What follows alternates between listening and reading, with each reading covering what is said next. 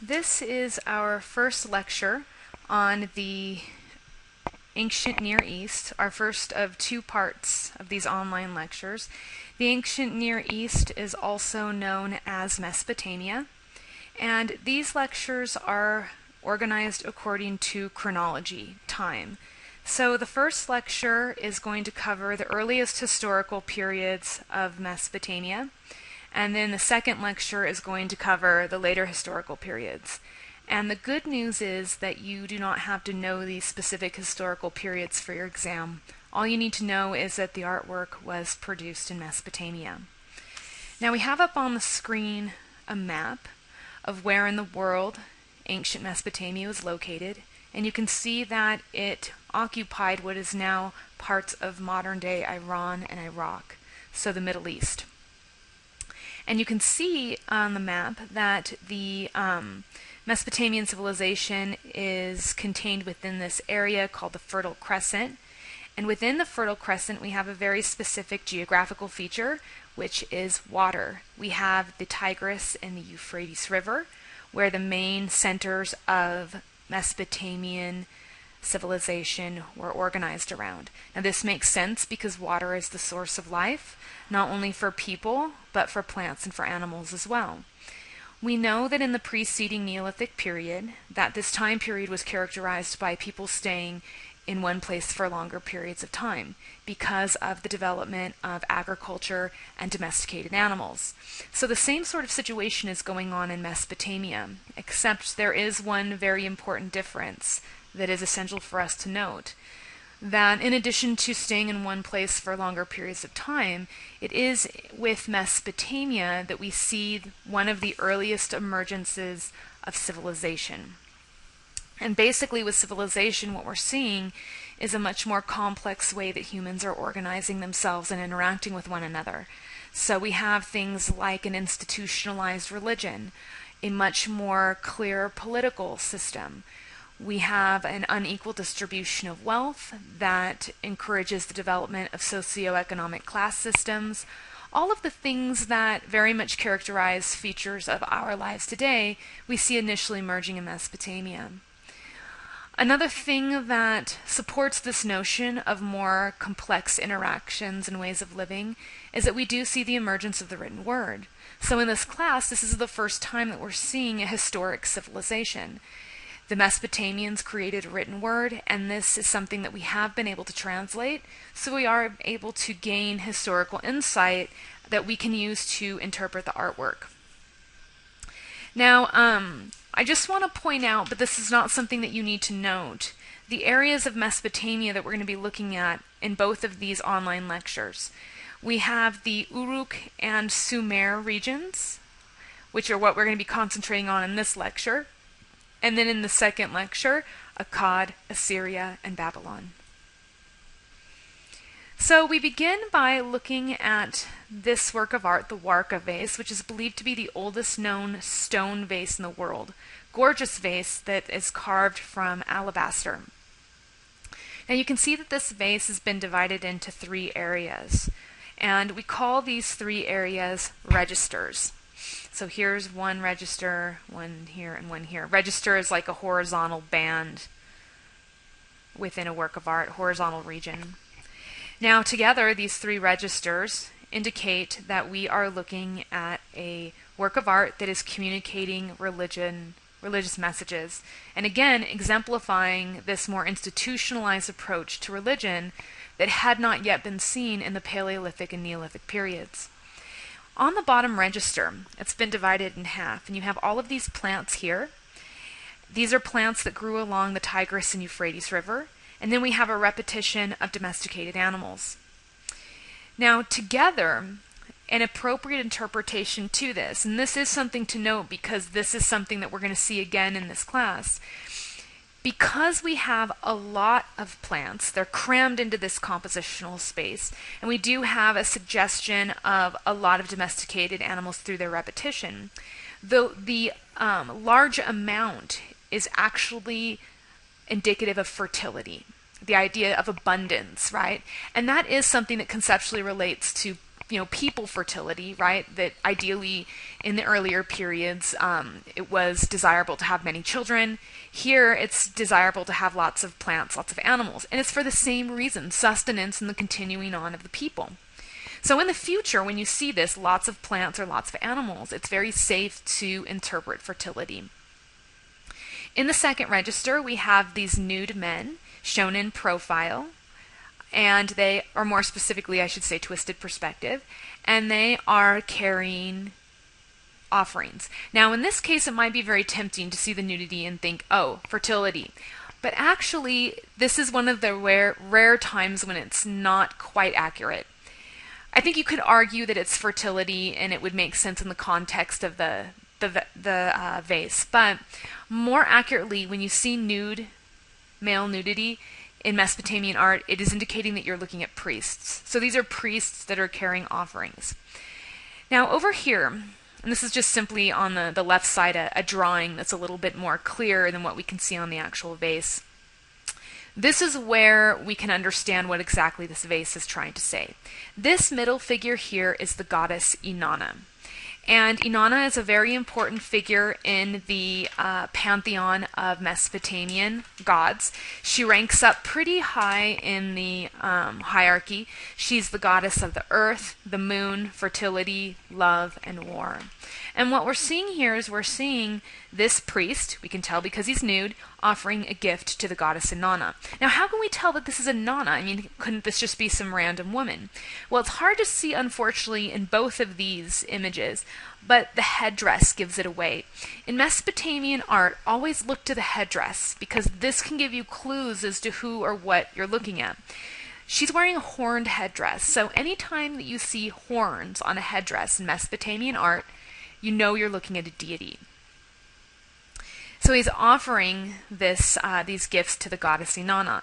This interaction is being observed by this figure here. And I hope that you can get the sense right off the bat that this figure is important. Because of the use of hierarchical scale, he's larger in size, but also in a crowded composition, he has a lot of empty space around him, which is going to get the viewer's attention. He's wearing this really nice outfit with this long belt that's being carried, and that is indicative of importance as well. But the clue, we're looking at Mesopotamian art, is the headdress. He was wearing this sort of like helmet hat. The helmet hat is the headdress that the kings wear. So we're looking at the king. King is observing what is a very important religious ritual, Mesopotamian belief system, where the highest ranking priest ritually marries the goddess Inanna. Interestingly, they have a similar sort of religious ritual that happened in Egypt. He's marrying the goddess Inanna, and the idea is that through their ritual marriage, that fertility is brought to Mesopotamia in people, in animals, and in crops, and that this fertility ensures the success and the thriving of the Mesopotamians. Here we have another artwork that we believe is associated with the goddess Inanna. And this is a head. The head was once attached to a body. And first of all, let's talk about material. Always think about material. This is significant often to our understanding of the piece.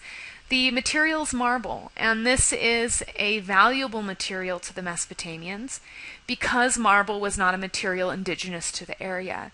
They had to import it, which was something that took a lot of time, effort, energy, resources. It was expensive. So we have this marble head with these empty eye sockets. Now the empty eye sockets indicate that the eyes were originally filled with what's called inlay. And this is, bone or shell or semi-precious stone, some sort of material that's meant to make the eyes appear more lifelike and realistic. Because we're looking at a marble head, which is a valuable material, we likely have semi-precious stone that was originally in the eyes. You can see this groove up here at the top. This groove meant that there was some sort of headpiece or wig that was put on top of the head, likely made of gold. The body would be also made of marble, likely, and it would have been adorned with very nice cloth and all kinds of jewelry and other valuable materials, objects. These sculptures were seen as embodiments of the gods, and so they were treated as if they were the actual gods. And so very often these sculptures would be ritually clothed and bathed and interacted with. So they were very important and valuable to the Mesopotamian people. Oh, and I just noticed this. I've never noticed this before. This hole. So probably there was some sort of ear ornament that was stuck in here as well. This is another example of a three-dimensional object made by the Mesopotamians, a seal. This is the seal right here. The Mesopotamians made cylindrical seals, which is a way to tell Mesopotamian seals from other seals produced by other cultures, namely the seals of Indus Valley. So they would make these seals, and many of these seals have been found in excavation. And what they would do with the seals is they would, there was holes, they would string them, and they would wear them on the body. And what we see is that these obviously were therefore important possessions to be worn on the body. And they were also so important that we actually find them on the remains of deceased people. So they were buried with them. Now, we're not exactly sure what they were used for. It seems that some possibilities could be that they were used to indicate possession with trade. And they could have also been used as a signature because they do appear to be individualized, and that's reinforced by the idea that they wear them. So these weren't simply just jewelry, but they seem to have some sort of wider function. This is an example of a seal, right? So you roll this seal over wet clay, and it produced these raised impressions. This one seems to have belonged to a wealthy individual because of the use of hierarchical scale or hierarchical proportions. It means the same thing. And that's seen here. So we're looking at a banqueting scene. This is like a party where people are getting together, they're eating and drinking, they're being served. The people seated are the people enjoying the banquet, and then these are the people serving. Hierarchical scale can be seen in the interaction between the seated and the standing figures. Imagine in your mind that you're sitting down and somebody walks up to you. They're going to be a lot taller than you. They're going to loom over you. But here in the seal, the people are the same size. The server is the same size as the seated individual. And this is not because we have, children that are serving. It's because it's to suggest the people seated are so important that they are in such a large size that they're so large that when they're seated, people who are standing are actually going to be the same size. So this is an example, again, of a seal that belonged to a higher ranking individual. So here we have an example of Mesopotamian architecture, the ziggurat. This is the White Temple in Anu ziggurat here, and this is just kind of a generic artist rendering of what a ziggurat looks like. A ziggurat basically is like a pyramid with the top cut off, and then they put on the top a temple. Now these ziggurats would feature prominently in your average Mesopotamian city. The ziggurat was built in honor of that city's patron deity. So the Mesopotamians believed that there was one particular god. In this case, the White Temple in Anu ziggurat, the deity is Anu, the sky god. So they believe that there is this one god who's responsible for protecting the city and making sure that the city is successful, safe. So obviously this god is very important to the people of the city. So they build this temple in homage of that deity, and they place that temple in the center of the city to show the central importance that this god plays in their everyday lives.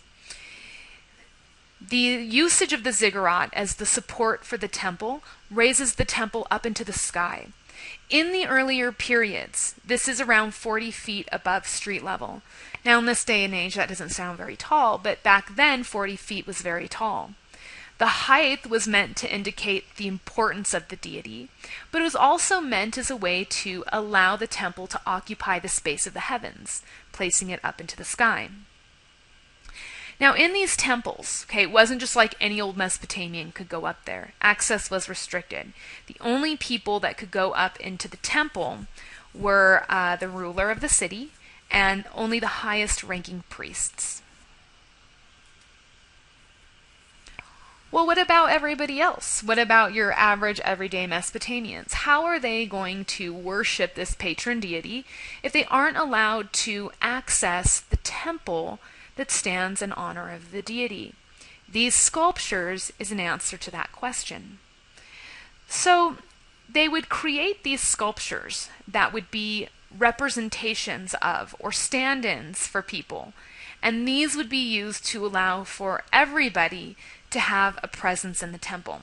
So for example, pretend that I am living in the Sumer early dynastic period of Mesopotamia.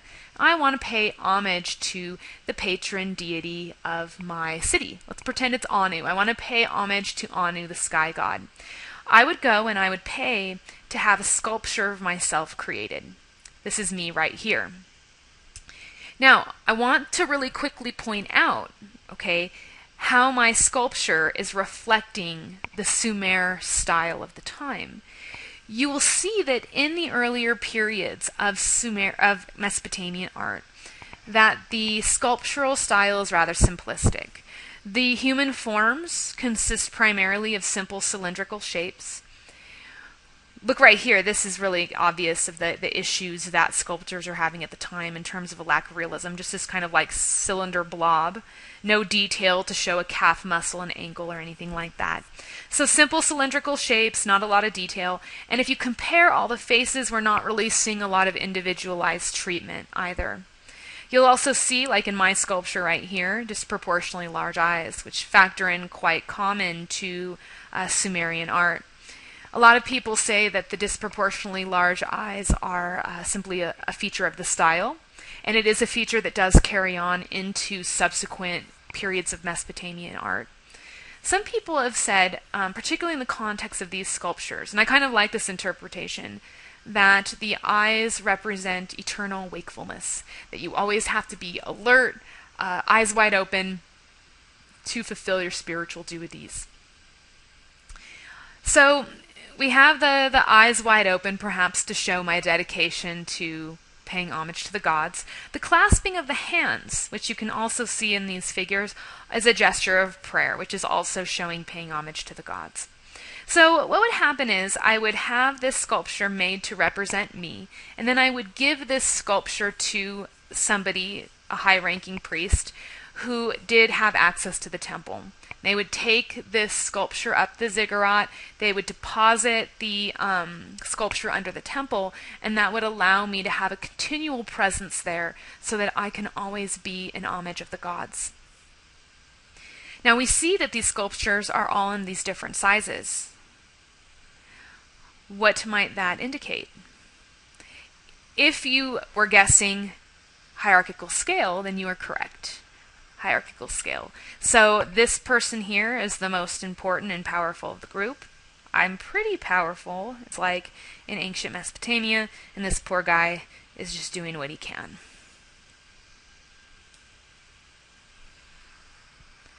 Here we have one more sculpture that was produced by the Mesopotamians, and we're looking at a bull lyre. Lyre is a musical instrument. It's a type of harp. The strings would be up here. And this sculpture, this musical instrument, was a grave good. So it's found in a grave, and it was a way to indicate status and wealth.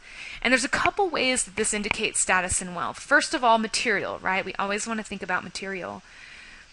Material and quality and craftsmanship of work. This is a gorgeous musical instrument, so beautifully made.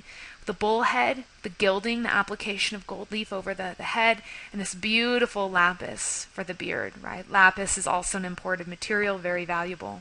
And then on the front of the sound box, we have an inlay of mother of pearl. So very, very nice usage of materials. The presence of the musical instrument itself is indicative of wealth, because this is a representation of leisure. Now, even though we're seeing people stay in one place for long periods of time because of agriculture and domesticated animals, it's not like we have the, 5-day work week, 40 hours per week with the weekends off. No. People are working 24/7. It's still quite a struggle to survive.